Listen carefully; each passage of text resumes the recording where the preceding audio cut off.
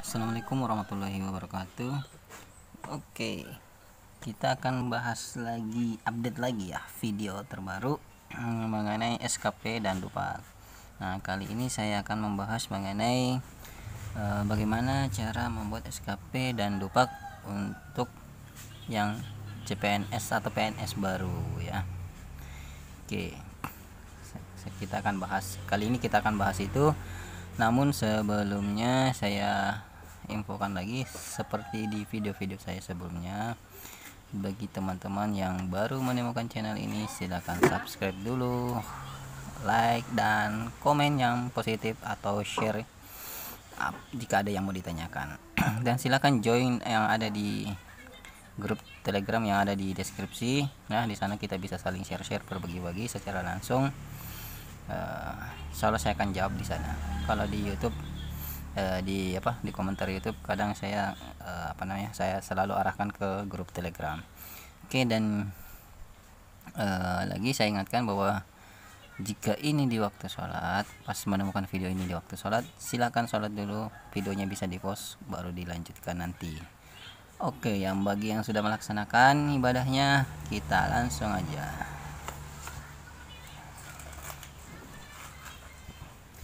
Oke, jadi untuk yang baru mau bikin SKP, hal yang pertama untuk diketahui dulu ini ya. Sini saya ambil poin yang terpenting aja. Di sini ada judulnya Perka BKN nomor 34 tahun 2011, pedoman penyusunan dan penilaian sasaran, yakni SKP ya. Jadi ini adalah pedoman dalam pembuatan SKP. Nah, untuk di fungsional tertentu di halaman ini, halaman 7 ya, halaman 7. Terus di bagian bawah ini ada bagian E, butir E, fungsional umum dan tertentu. Kemudian langsung di nomor 2-nya ini tadi E1, ini E2. Nah, di sini E2-nya mengatakan bahwa dalam hal penyusunan SKP jabatan fungsional tertentu, kegiatan tugas jabatannya berdasarkan tugas, tanggung jawab dan wewenang sesuai dengan peraturan perundang-undangan dalam jabatan fungsional tertentu. Artinya gini, ketika mau menyusun SKP tertentu, contohnya kayak bidan, perawat, nutrisionis, dokter dan lain-lain sebagainya ya, maka uraian tugasnya itu harus berdasarkan ini peraturan perundang-undangan. Yang dimaksud ini adalah Permenpannya ya. Jadi karena uraian tugas setiap fungsional kesehatan itu telah diatur oleh Permenpan, maka itulah yang jadi acuan uraian tugasnya, seperti itu ya. Jadi kemudian ini satuan nilai dari tiap kegiatan diakumulasi, nilai betul-betul tersebut harus dicapai pejabat fungsional tertentu dalam kurun waktu 1 tahun ini ya, yang akan dicapai dalam 1 tahun. Itu maksudnya ya. Jadi itu poin yang harus dipahami dulu. Oke. Kemudian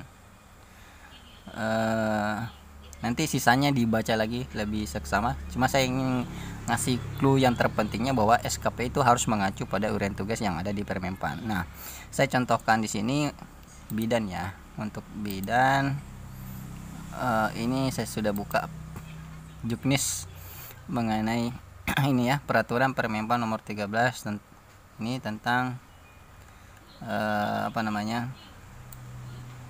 fungsional bidan ya. Ini ya, ini judulnya ya, ini Permenpan 36 tahun 2009 tentang jabatan fungsional bidan. Jadi ini di sini semua ada tentang masalah uraian tugas yang ada di fungsional bidan, baik yang D3 maupun yang D4 atau S1 dan S2, S3. Nah, di sini ada semua uraian tugasnya. Kemudian saya ingin kasih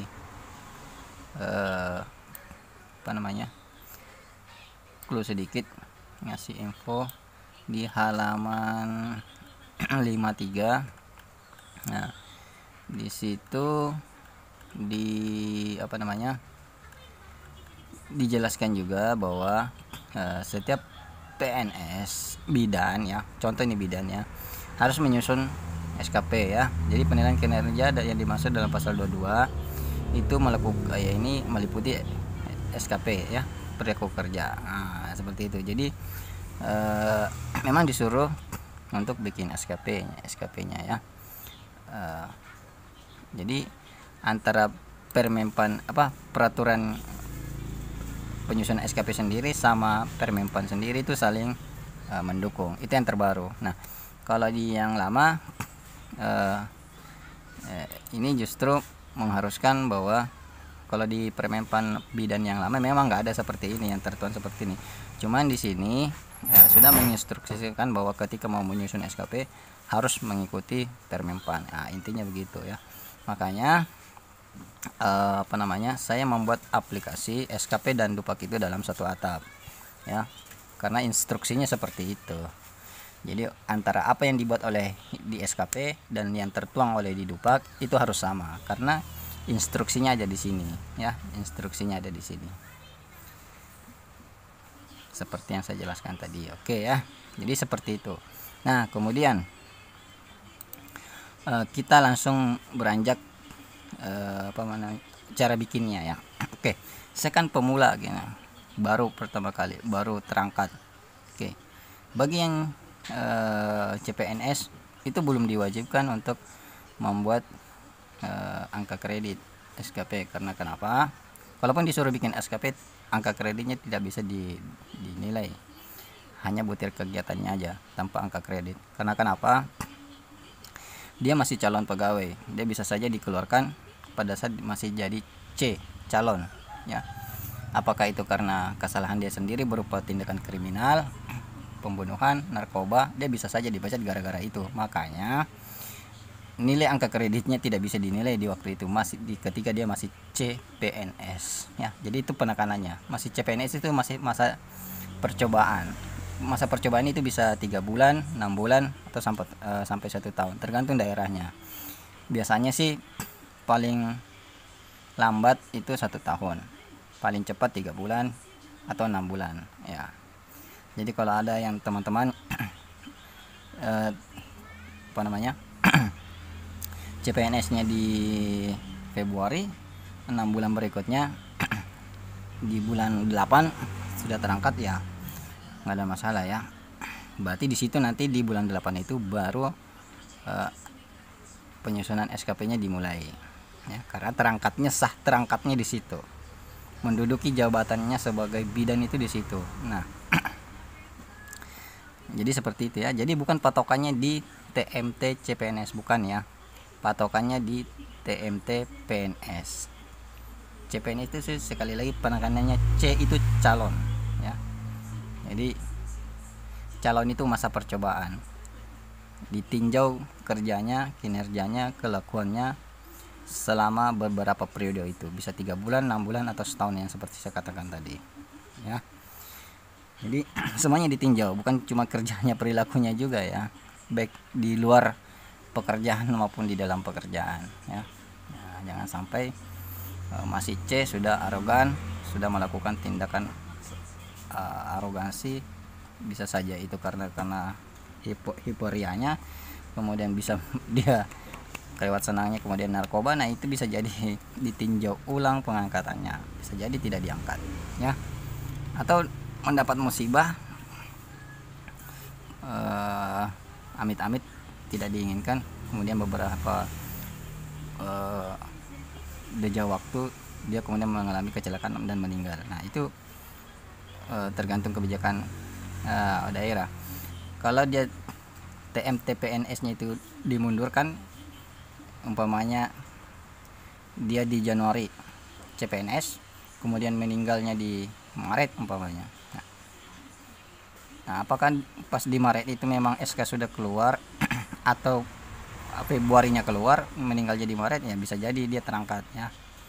Nah, cuman kalau pas memang TMT-nya di Maret ya, kemudian meninggalnya di Maret, ya tidak bisa diteruskan jadi sebagai PNS. Jadi seperti itu ya, contoh-contoh kecil aja, tapi mudah-mudahan tidak ada yang seperti itu ya, kita doakan, amin amin ya rabbal alamin. Oke, nah bagi yang pemula, bagaimana sih cara membuatnya ya? Nah, Untuk yang pemula saya contohkan yang di anggaplah D3 ya, D3 kebidanan ya. Ini sama untuk semua jurusan baik yang S1 maupun D3 jurusan fungsional kesehatan yang lainnya. Maka metode ini sama ya, anggaplah D3 kebidanan, kemudian baru terangkat PNS ya, kemudian menduduki jabatan itu biasanya diangkat di pengatur ya, di 2C. Nah, kita di sini aplikasi saya sudah setting ya, pengatur ini di sini ada ya. Nah, ini sini. Nah, jadi sini tinggal pilih sesuai yang ada di SK, pengatur, cari pengatur. Nah, ini otomatis 2C, kemudian ini bidang terampil. Nah, untuk TMT-nya ya saya contohkan aja. Ini seumpamanya TMT-nya 02, ini saya ganti April 2020 lalu ya. Contoh, ini contoh. Oh ya, kemudian saya lupa, saya ingatkan dulu sebelumnya. Di sini ketika ingin mengentry data ini harus dipakaikan tanda petik ya, tanda petik seperti ini. Nah, ketika mengentry tanggal ya, gunanya agar bisa long time seperti ini ya. Kalau tanpa ini, tanpa tanda petik, dia bisa jadi short time. Nah, kemudian biasanya kalau untuk yang D3 itu biasanya periode masa kerjanya itu dikasih 03 tahun 00 bulan. Nah, ini bisa dilihat di SK ya. Ini ada tertuang di SK. Ini biasanya sama aja, baru lama sama ya, lama baru sama. Kemudian unit kerjanya tergantung ya, isi sesuai dengan kondisi ya. Ini saya contoh aja. Kemudian periode awal kerjanya berarti kalau dia TMT-nya di April, berarti periode awalnya di April. Di sini ya, ganti April. Jangan Januari, karena kan terangkatnya di April. Kalau dia dipecat di Januari, berarti dia tidak bisa kerja, dia di April. Makanya TMT-nya di April ya, gitu ya. Jangan TMT-nya di sini, jangan TMT-nya April kemudian di sini Januari ya, karena bisa jadi dia tidak terangkat di sini ya kan. Makanya TMT-nya periode awal kerjanya di sini ngikut ya, seperti itu logikanya.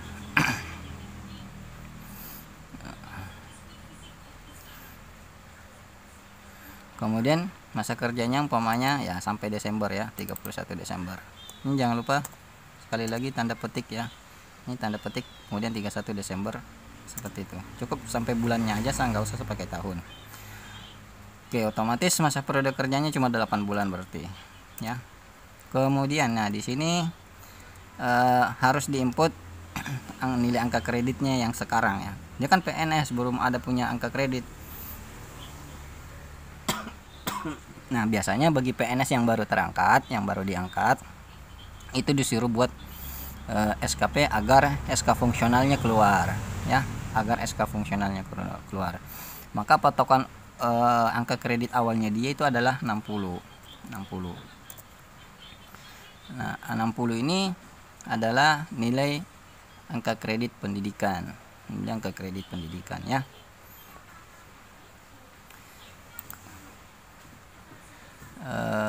Nilai angka kredit pendidikan itu 60. Ambilnya di mana? Saya coba carikan dulu. Mudah-mudahan ada.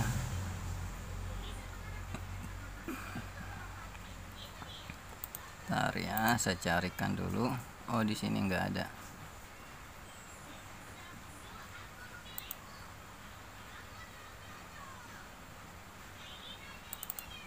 Oke, saya coba carikan dulu.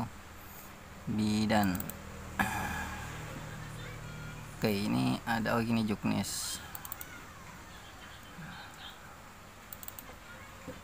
Oke, nggak apa-apa, saya tapi di Juknis sih nggak ada.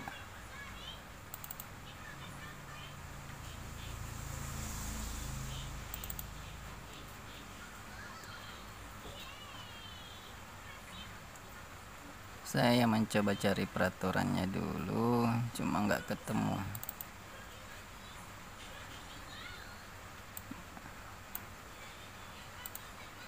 Ya, saya punya peraturan perawat aja, tapi sama biasanya, modelnya sama, baik yang bidan maupun perawat, patokannya nilainya sama.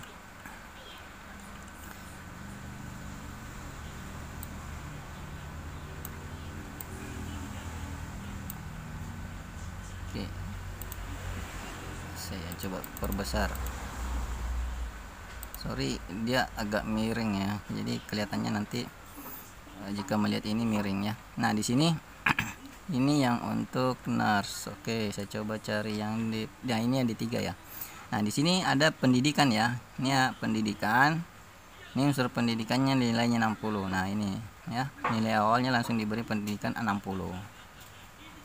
Nah, kemudian kemudian didukung juga di mana ya. Nah di sini ada, saya carikan yang D3 dulu. Nah ini ya pendidikan ya, ini yang nurse, nurse.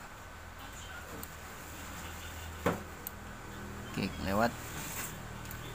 Nah ya ini pendidikan ya, ini ya kategori keterampilan D3 ya. Oke, ini D3 ya. D3 itu diploma 3, nilainya untuk pendidikan itu sebesar 60 ya. Nah, ini contoh yang untuk perawat, tapi sama modelnya, bidan pun begitu. Dia kalau unsur D3 itu nilai pendidikan pasti 60.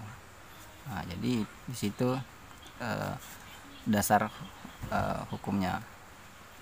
Kemudian di Permenpan lama memang tidak tertuang, cuma ya kalau kita cari di sini, butir kegiatannya tidak tertuang, tidak ditampilkan. Nah ini ya, langsung unsur pelayanan.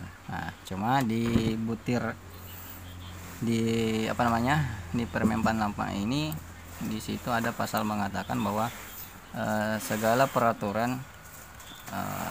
bentuk peraturan yang lama itu masih berlaku ketika peraturan lama itu tidak bertentangan dengan peraturan yang baru. Nah di situ. Jadi makanya peraturan yang lama tadi yang ini tadi masih berlaku karena tidak berbenturan dengan peraturan yang ada di sini.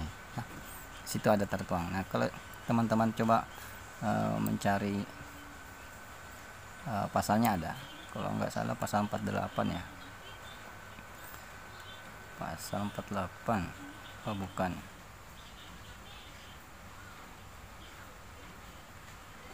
di pasal, sorry kayaknya di bagian terakhir.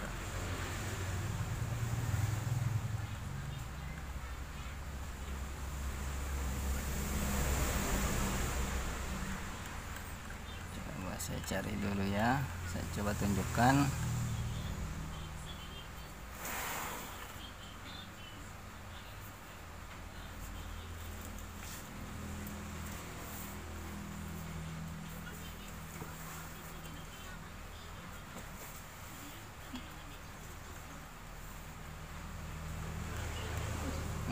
Mana ya?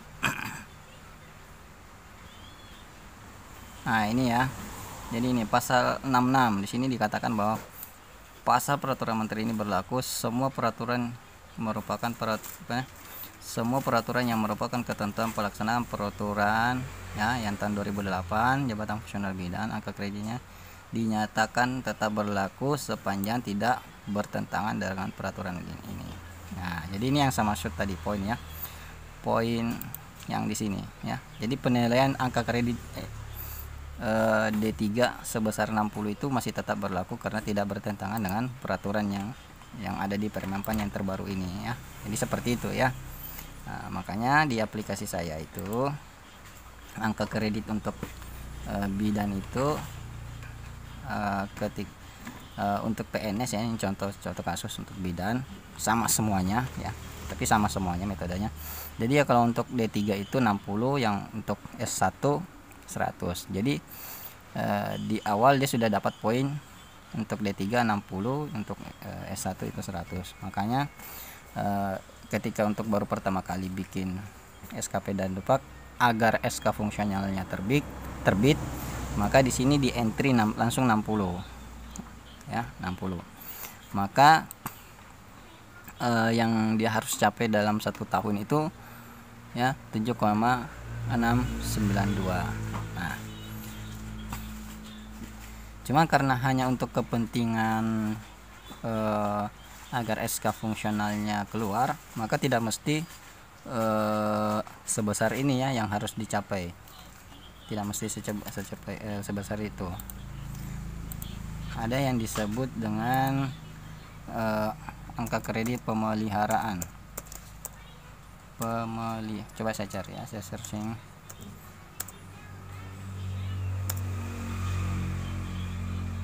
Pemeliharaan.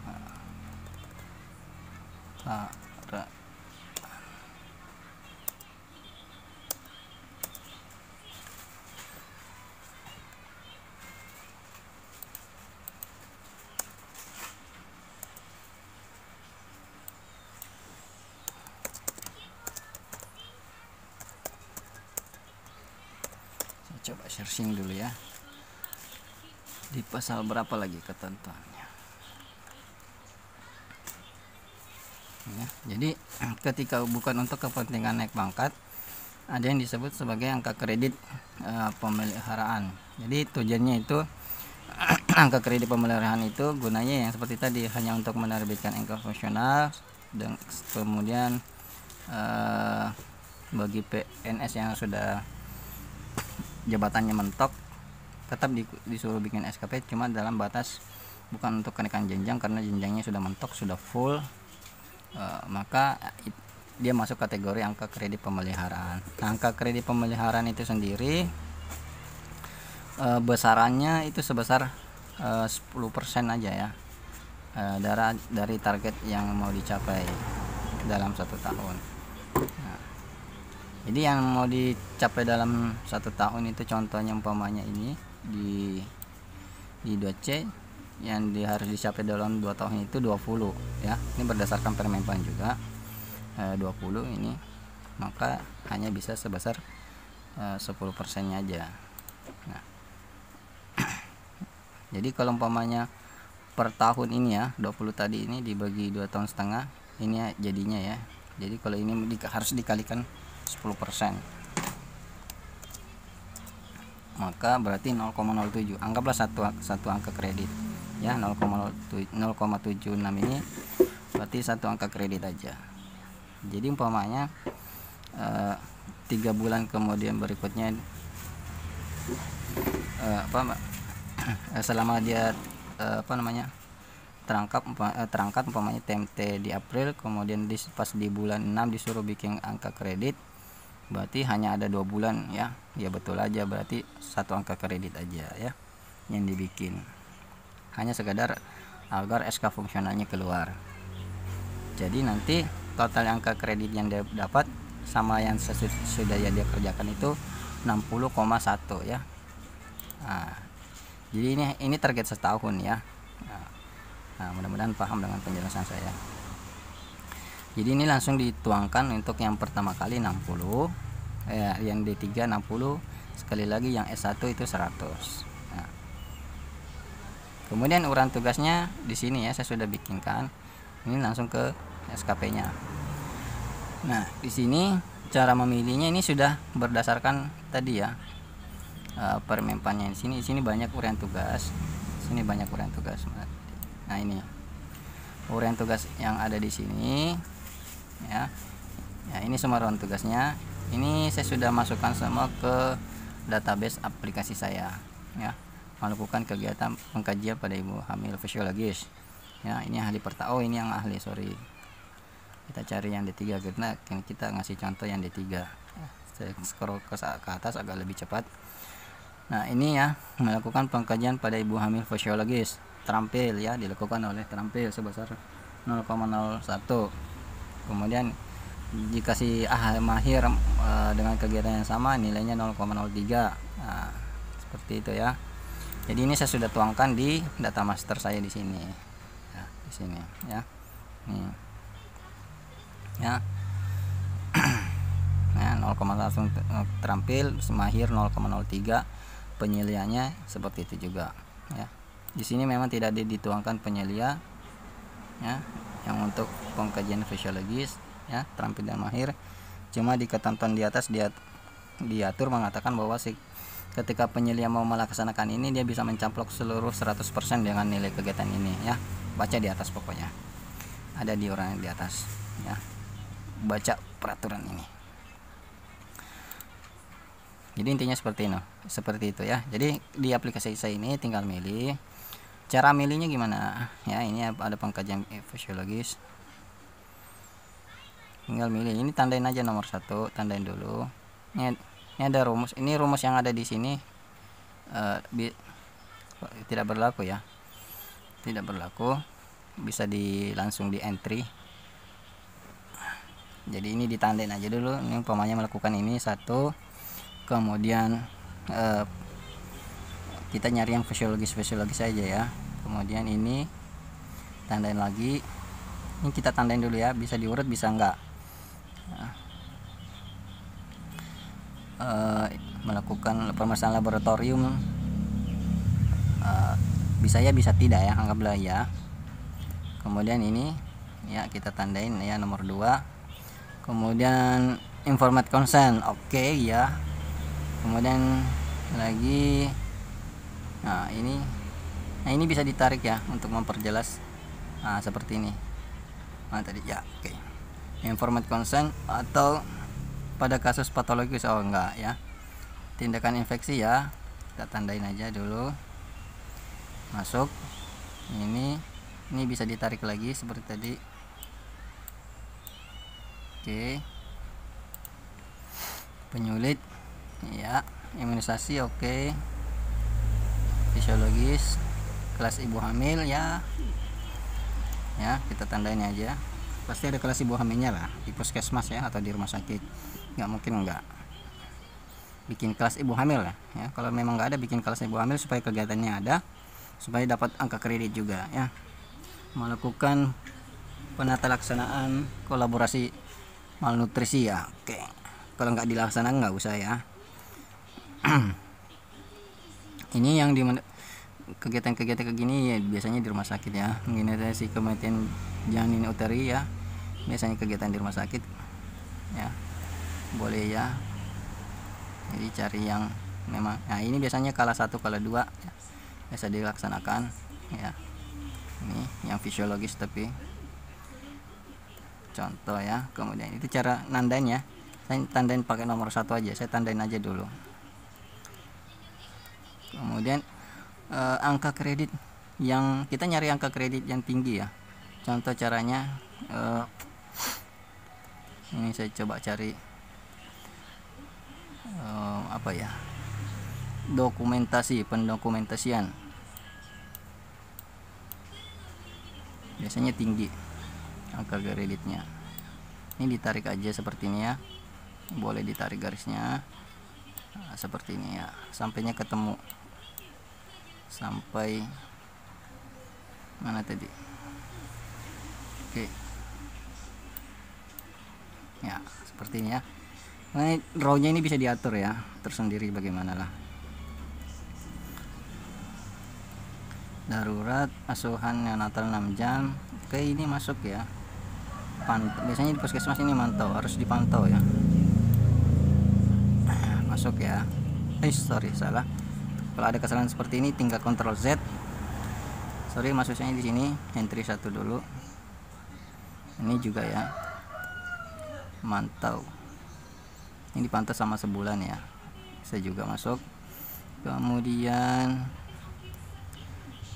melakukan evaluasi cakupan imunisasi. Masuk ya. Itu yang di puskesmas. KB ya, masuk ya. Ini seperti ini cara memilah kegiatannya. Jadi tandain aja dulu nomor 1. Kemudian saya cari dokumentasi asuhan kebidanan.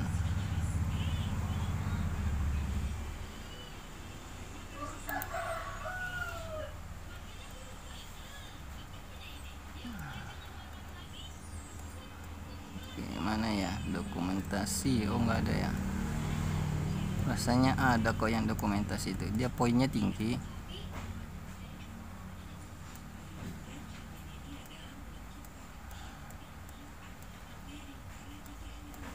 Saya coba carikan ya, poinnya tinggi kok itu yang dokumentasi. Saya coba carikan dulu, penasaran.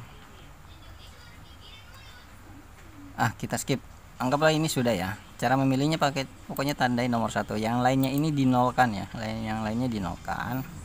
Nah, ketika udah yang angka 0 tadi ini, kemudian yang angka 0 tadi ini ya, di sini di nomor ini entry, di nomor ini ada segitiga, ini filter, kita ini nolnya kita buang, kemudian oke. Nah, artinya seluruh angka kegiatan yang tidak kita inginkan tadi kita filter ya, kita hidden melalui filter. Nah, kemudian yang inilah yang uraian tugas yang ini tadi yang sudah kita pilih tadi, kita coba perbaiki urutnya ya. Kita perbaiki urutnya secara manual. 3, 4, 5, 6, 7, 8. Nah, ini 8, 9, 10, 11, 12, 13, 14, 15. Nah, seperti itu ya. Ini yang semua uraian kegiatan yang sudah kita pilih tadi ya, seperti yang diinginkan oleh juknis penyusunan SKP tadi. Oh, masih ada di atas kalinya. Oke, salah susun. Oke, contohnya seperti itu ya tadi ya, pokoknya diurut. Kemudian ini diisi di entry berdasarkan jumlah kunjungan yang ada di puskesmas ya, jumlah kunjungan yang memang kita periksa, yang kita layani. Anggaplah umpamanya 150 kegiatan kunjungan ya, khusus yang kita ketangani ya, bukan total.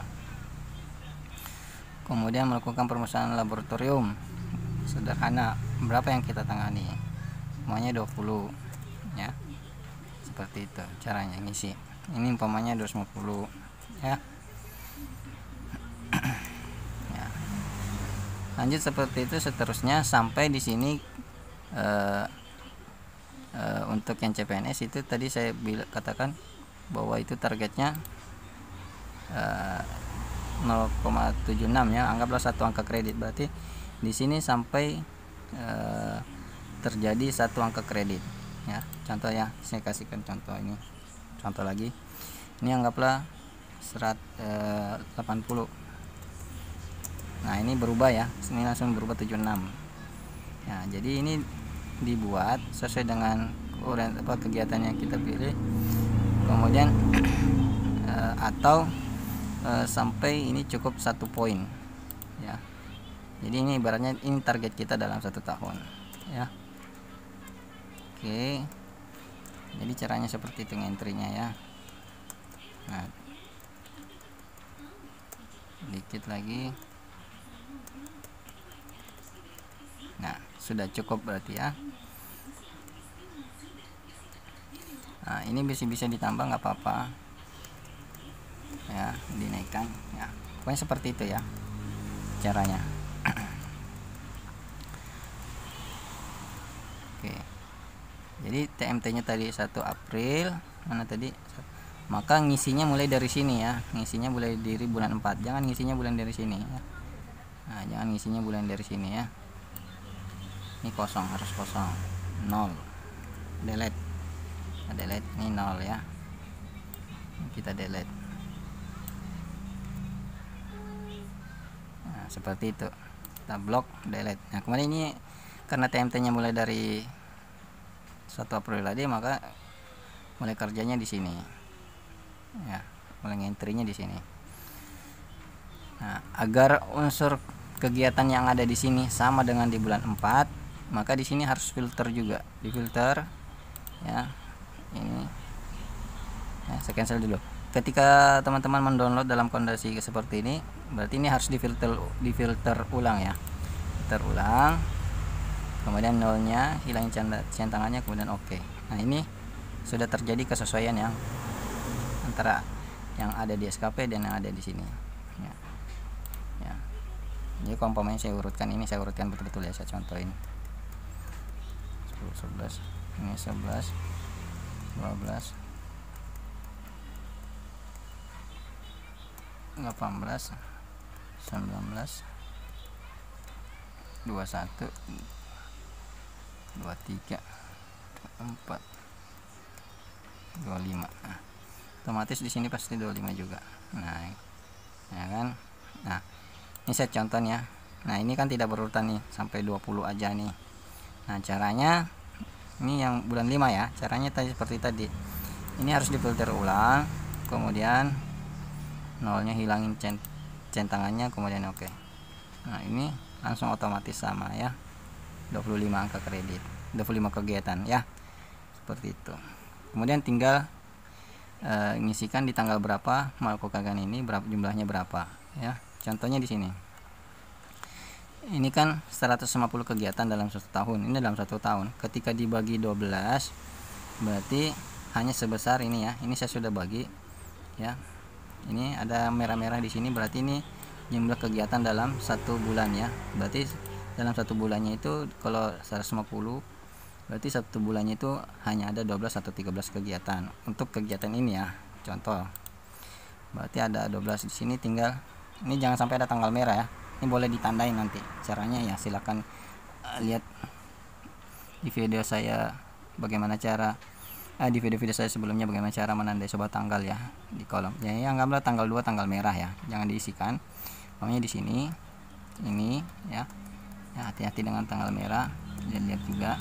Nah, ini sampai berarti di situ 12 atau 13 ya. Nah, seperti ini. Ini berarti sudah 13 ya. Kan targetnya sebulannya 12 nih. 12,5 atau 13. Berarti ada di bulan tertentu 12, ada di bulan tertentu 13. Nah, seperti itu ya cara ngisinya. Begitu seterusnya. Oke. Untuk selanjutnya baik yang di semester maupun di Dupak, silakan simak di video saya sebelum-sebelumnya lagi, ada di deskripsi. Oke, bagi yang baru menemukan video ini, sekali lagi di subscribe, like, dan komen, join di grup yang ada di deskripsi juga ya. Cukup sekian, mudah-mudahan penjelasan ini bisa bisa dimengerti. Jika ada yang belum dipahami, silahkan ditanyakan lewat grup. Oke, sekian. Assalamualaikum warahmatullahi wabarakatuh.